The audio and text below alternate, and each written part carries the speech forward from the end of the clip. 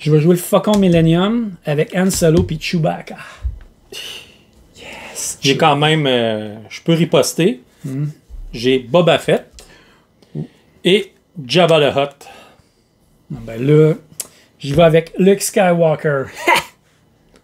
Luke, je suis ton père. Darth Vader. Non!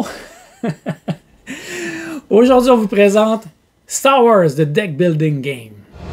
Cette vidéo est une présentation de La Revanche, la boutique officielle des Deux Pions.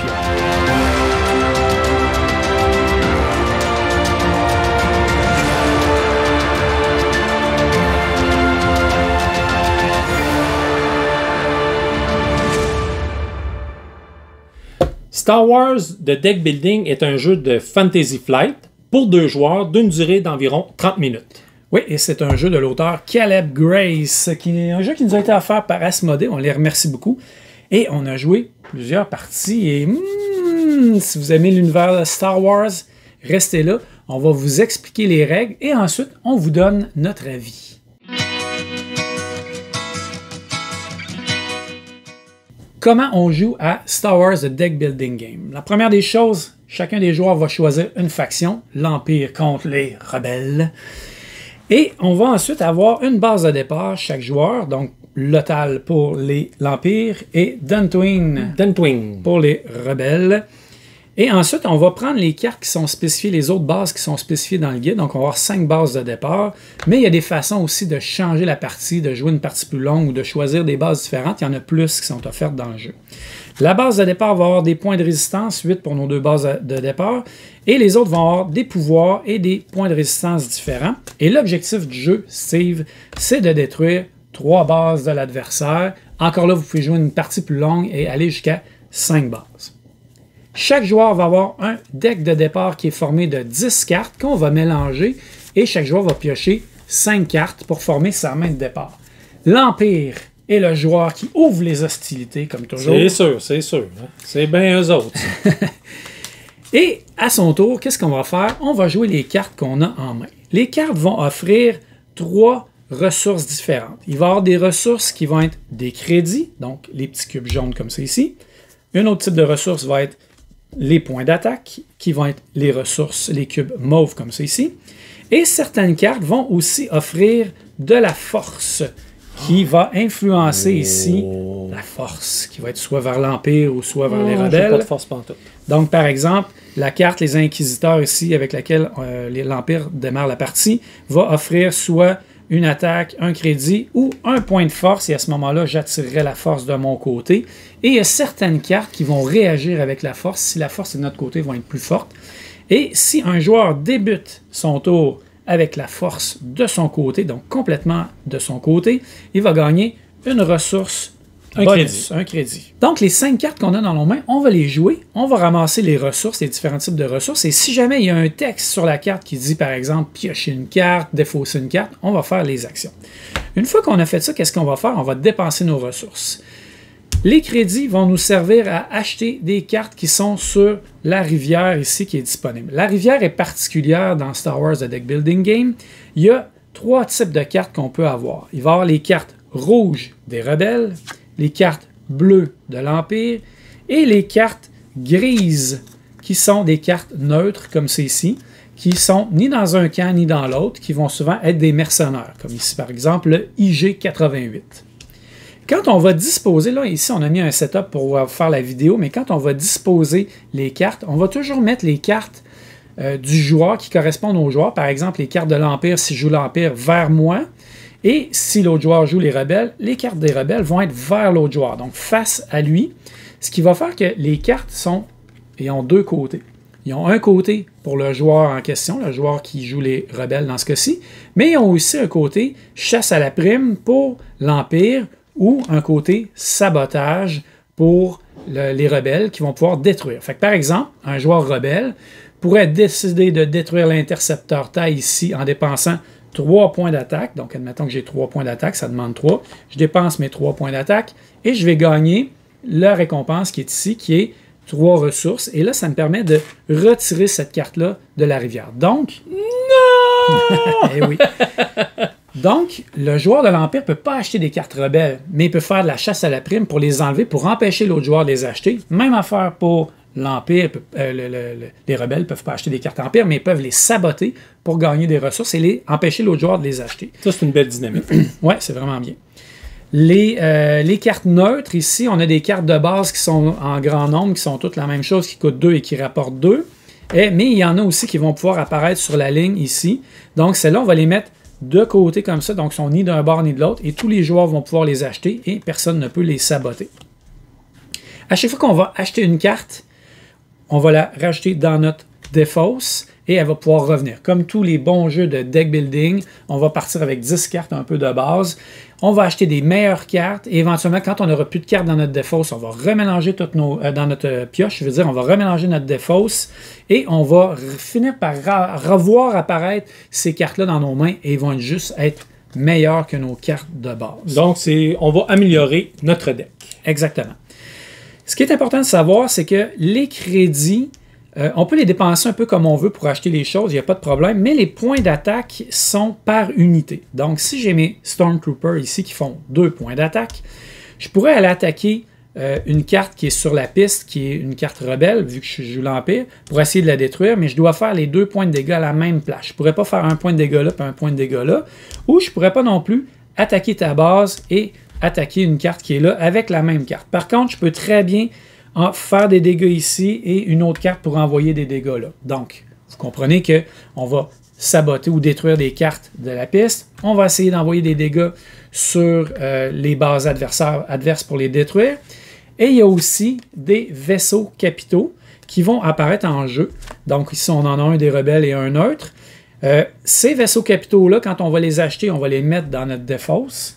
Éventuellement, ils vont revenir dans nos mains et on va les jouer. Lorsqu'on va jouer un vaisseau capital, on va le mettre devant nos bases, nos planètes, et ils vont les protéger tout simplement.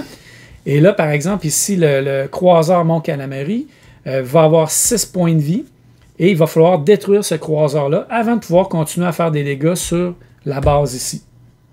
Une fois que le croiseur est détruit, il y a 6 points de dégâts dessus, il va retourner dans la défausse puis il va pouvoir éventuellement revenir pour protéger la base adverse. Et que se passe-t-il, Jeff, si, au début de mon tour, mon vaisseau est encore là? Bien, tu vas récolter les ressources qu'il y a dessus et tu vas faire l'action de la carte. Donc, ce qui est intéressant avec les bases, les croiseurs plutôt, c'est qu'à chaque tour, tu vas refaire comme si tu la remettais en jeu, tu vas refaire l'action et tu vas ramasser les ressources. Comme par exemple, si le croiseur donne 3 points d'attaque, donc à chaque tour, tant que ce croiseur-là est là, tu vas avoir 3 points d'attaque.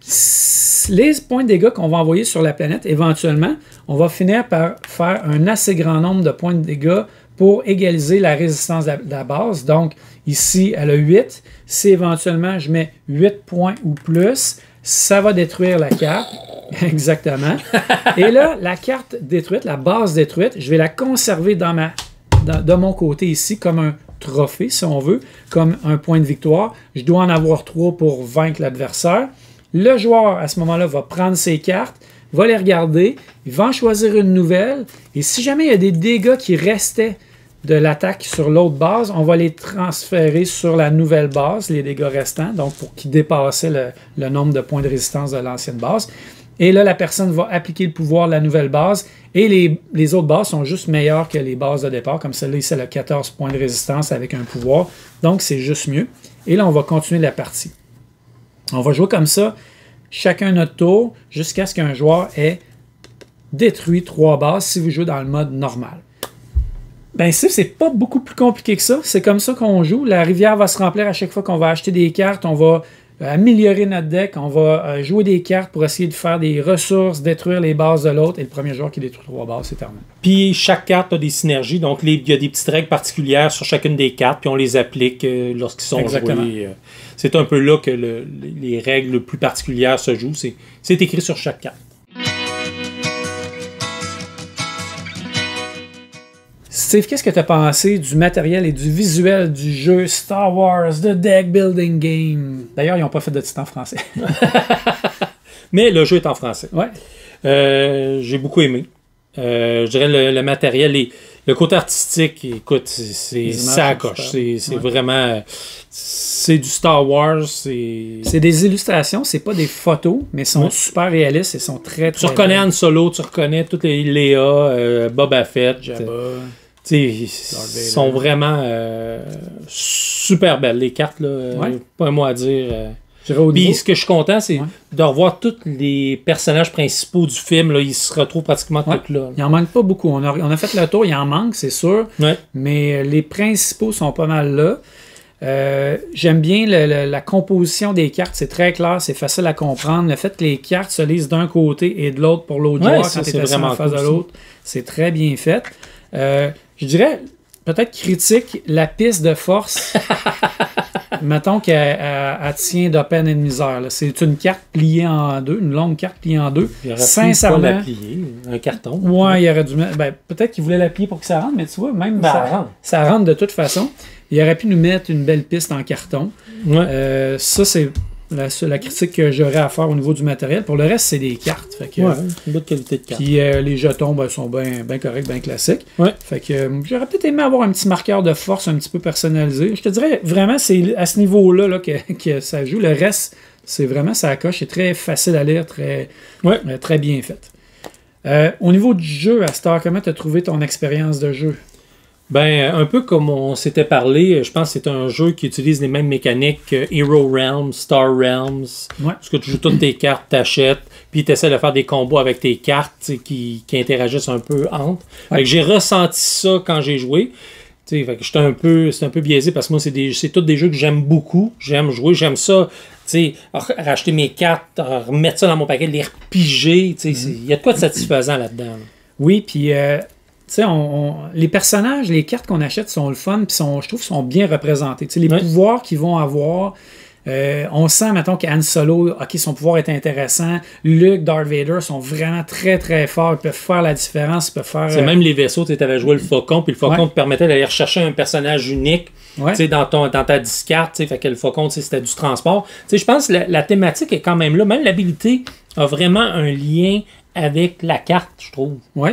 Puis les bases aussi sont intéressantes. Bon, la base de départ, elle n'a absolument aucun pouvoir. Fait que ça, on a juste hâte qu'elle soit détruite. Mais après ça, quand tu vas chercher les autres bases, tu te creuses la tête. Ça serait bon, ça aussi. Il y en a que non, c'est pas le bon moment. Comme moi, j'avais une planète que quand tu jouais, s'il y avait beaucoup de cartes dans la rivière de mon adversaire, j'aurais fait un bon coup de dommage. Ça s'était donné que j'avais toutes de ma faction. Fait que ça donnait absolument rien. Exact. Fait que, donc, c'est bien de pouvoir la choisir, je trouve. Parce que si ça aurait été du hasard, je l'aurais tourné, ben, ça aurait été ordinaire, mettons. Oui. On a bien aimé ça. Peut-être 2 points que j'ai trouvé un petit peu moins intéressants, puis il faut en parler. Au niveau de la rivière de pierre, puis au niveau des combos. La rivière de cartes, puis des combos. Ouais. La rivière de cartes, c'est pas impossible, ça nous est arrivé, que la rivière de cartes soit toutes les cartes soient pour la même faction. Ouais. C'est pas 100% foutu parce que tu peux saboter ou faire de la chasse à la prime sur les cartes pour les enlever de là, mais ça se peut que ça soit, par exemple, mettons que chez les rebelles, Empire, je la détruis, Empire, je la détruis, Empire, j'en achète une pour en avoir une autre, Empire, tu sais, ça peut arriver. Ça nous est arrivé, il y avait 5 cartes d'Empire, puis là, j'avais plus de points de dommage, donc ça me bloquait un petit peu, puis j'avais des crédits, puis j'ai pas pu les dépenser. Je pouvais juste acheter le pilote de la bordure extérieure qui est comme la carte de base qui coûte 2, qui rapporte 2. Donc ça peut arriver. Ça m'est pas arrivé souvent, puis ça bouge quand même pas mal, mais ça peut arriver. Ouais. L'autre affaire que j'ai trouvé aussi, c'est que, mettons qu'on parle un peu de combo. On est des amateurs de Star Realm, puis on compare le jeu à Star Realm, tout le monde le compare, c'est normal. C'est certain que les combos dans Star Realm ils ont une grosse coche. Ah oui, vraiment, vraiment. Il y a beaucoup de synergie entre les cartes, avec les factions de 4 couleurs, tout ça. Dans Star Wars, The Deck Building Game, il y a de la synergie entre certaines cartes, entre certains certains combos à faire, mais jamais au même niveau. Par contre, la thématique est beaucoup plus là. Ah oui, vraiment. Les vaisseaux, tu as vraiment l'impression d'avoir un gros Star Destroyer qui tourne autour de ta base qui la protège. Ouais. Mais effectivement, tu le dis, puis je suis d'accord au fait que il y a moins de combos. Dire, OK, lui, je me donne 2 points avec cette carte-là te permet de faire ça, puis lui, il te redonne un +3, plus ma base. C'est vraiment une grosse chaîne. J'ai pas senti de grosse chaîne. T'en as fait une coupe, t'as été chanceux. Mais mon premier round. Ton premier tour, t'as fait tout plein de bons trucs. Fait que ça peut arriver, mais on dirait que c'est moins fréquent qu'avec Star Realm. Ouais, Star Realm, t'avais comme les... Tu sais, t'as pas ça là-dedans. Tu avais les jaunes, tu sais, mettons les factions jaunes, les factions rouges qui est plus damage, les verts, tu sais, qui étaient plus, mettons, du healing ou peu importe. Tu sais, fait que tu pouvais te concentrer vers une chaîne qui... Puis ces cartes de toutes la même couleur interagissent entre elles.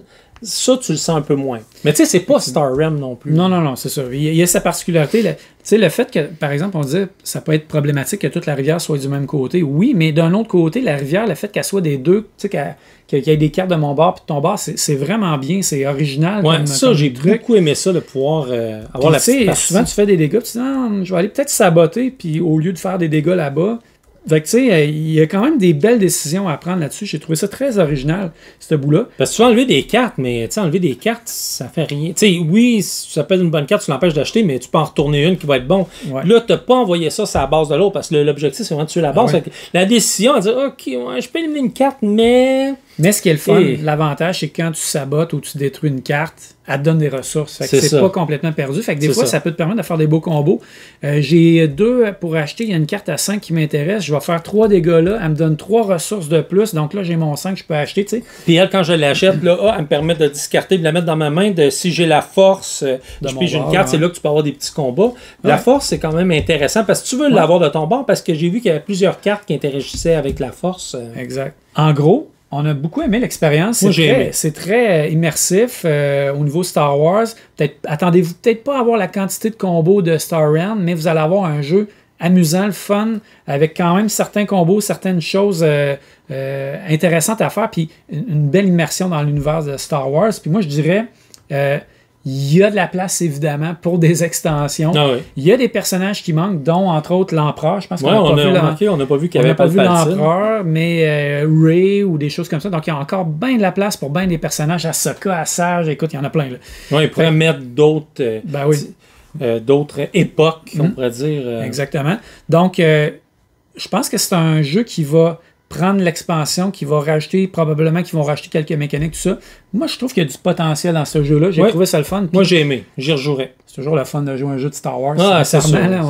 On est des tripeux de Star Wars. Donc... Mais moi, je suis un tripeux de deck building en plus. En plus, fait que ça aide. Ça, j'aime ça, de pouvoir améliorer mon deck. Puis tu as quand même plusieurs cartes pour l'épurer, enlever ta crap, si on veut. Là. Fait que, écoute, c'est une recommandation, je pense. Si vous aimez l'univers Star Wars, vous aimez les deck building pas trop gros qui se jouent assez rapidement, il est quand même un petit peu long, là, un petit peu 45-60 minutes environ, même si c'est écrit 30 minutes sur la boîte, je dirais attendez-vous plus à ça. Mais vous allez avoir du plaisir avec ce jeu-là, pour mal certain. Ah oui, moi j'ai aimé. Je vous le recommande. Fait que si vous avez aimé la vidéo, faites-nous un pouce en l'air, abonnez-vous à la chaîne, à notre page Facebook et à notre Instagram. Laissez-nous des commentaires, votre jeu Star Wars préféré. Oui, ça c'est bon. Yes. Sur ce, salut tout le monde. Ciao!